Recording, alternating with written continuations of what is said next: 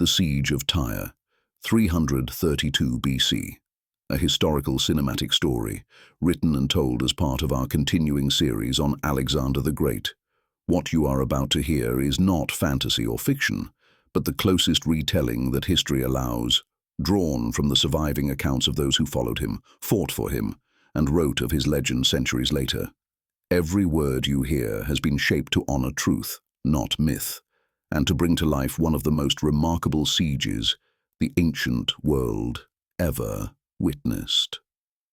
What follows is the story of Alexander's confrontation with the island city of Tyre, the jewel of the Phoenician coast, a fortress rising from the sea itself.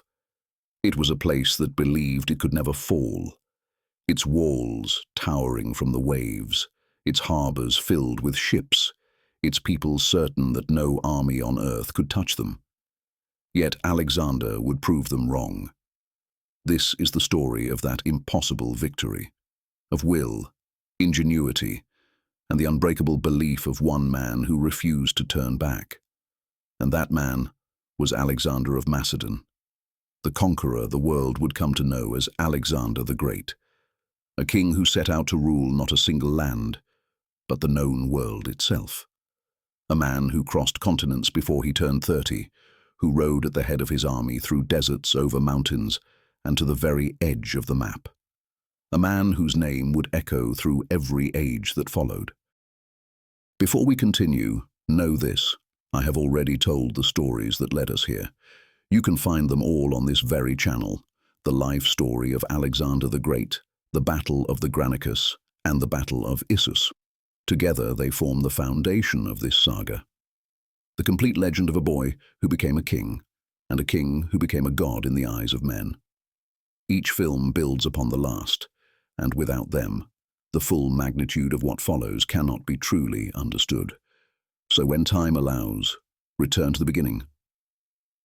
Watch those films, and see the rise of Alexander as it was meant to be seen. One story, one vision, one legend. Now, we continue that journey. The year is 332 BC, more than 2,350 years ago, a time when empires were carved by sword and flame, and the names of men were written in dust and blood. The dust of Issus has settled, and Darius, king of Persia, has fled once more. Yet one city stands defiant, guarding the sea lanes that Alexander must control if he is to crush Persia completely. That city is Tyre, the island fortress. When Alexander reached the mainland opposite Tyre, he sent envoys offering peace. He asked only to enter and sacrifice to Heracles, the god he claimed as his ancestor. It was a gesture of respect, not conquest, but the Tyrians were proud and defiant. They refused him, declaring that no foreign army would ever set foot on their island. Then, to make their point, they killed his envoys and threw their bodies from the walls into the sea. Alexander's reply was cold and final. If you will not let me come as a friend, I will come as a conqueror. Tyre stood half a mile offshore, an island ringed by massive double walls rising high above the waves. Its harbors were deep, its navy unmatched, and its people believed themselves protected by the sea itself. No army had ever breached its defenses, but Alexander refused to believe in the impossible. He ordered his engineers to build a causeway from the mainland to the island, a road through the sea. The work began at once. Stones, timber, and rubble from the ruins of the old mainland city were hauled into the shallows. Each day, soldiers waded into the surf to extend the path, their shields raised against a rain of arrows from Tyrian towers.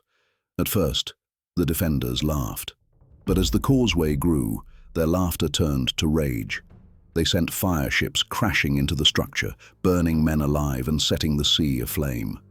Each time it was destroyed, Alexander rebuilt it, stronger, wider, higher. The siege dragged on. Tyrian warships struck from the harbors, retreating behind their high walls before the Macedonians could respond. Without a fleet of his own, Alexander could not strike back. So he created one. He sailed north to Sidon, Byblos, and Arad, cities that had already bowed to him and demanded their ships. One by one, their kings sent their fleets. Even Cyprus joined him. Within weeks, Alexander commanded more than 200 war galleys, Phoenician, Greek, and Cypriot, united under his banner. When he returned to Tyre, the tables had turned. The island was surrounded. The hunter had trapped his prey. Now the assault began in earnest. Siege towers rolled forward along the growing causeway, hurling stones the size of men. His fleet attacked from both harbors.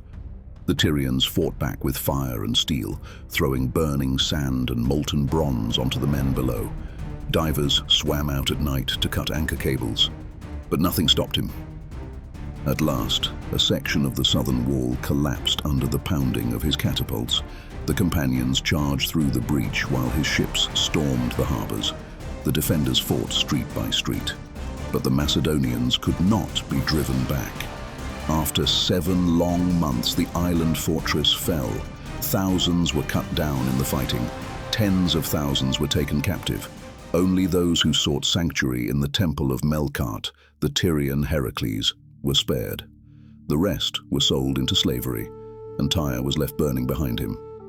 When the fires died, Alexander walked the causeway his men had built, the bridge that turned an island into a tomb. He entered the temple and offered his sacrifice to Heracles, just as he had promised at the beginning. What he had once asked as a friend, he had now taken as a conqueror. The siege of Tyre had lasted 7 months. It had tested his patience, his mind, and his will more than any battle before it. But the impossible had been done. The island that defied the world now lay under his feet, and the causeway he built still connects it to the mainland today, over 2,000 years later.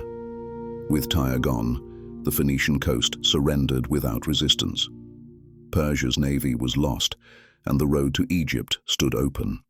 Alexander turned south, toward a land that would hail him as a god and give birth to a city that would bear his name for eternity. And so the legend continues. I have now shared with you the story of Alexander and the siege of Tyre. What I have told you is the best and most accurate version that history allows. Sadly, you and I were not there to witness the magnitude of this siege, the courage of his men, or the brilliance of the planning that broke the island fortress. We can only imagine the exhaustion, the heat, the sheer determination it must have taken to drag every stone into place and complete that causeway through the sea. What I can say is this: I have done my very best, guided by the writings of those who first told the feats of Alexander the Great, men like Arrian, Curtius Rufus, and Diodorus, whose words echo across the centuries.